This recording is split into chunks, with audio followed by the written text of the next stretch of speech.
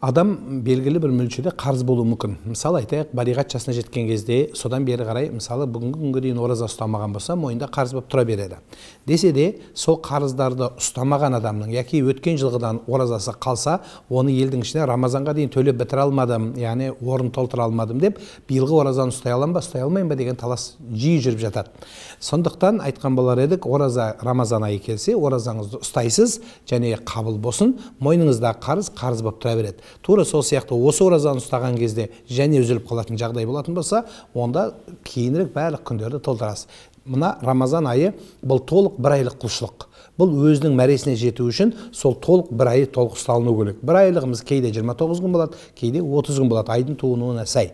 Оны Қазақстан мұсылмандар діни басқармасы белгілеп береді. Сондықтан осы бір айлық кезінде үзіліп қалған болса, оны айттан кейін қалаған уақытта өтегеніңіз жақсы. Десе де, бір жылдың ішінде өтелгені сауапты.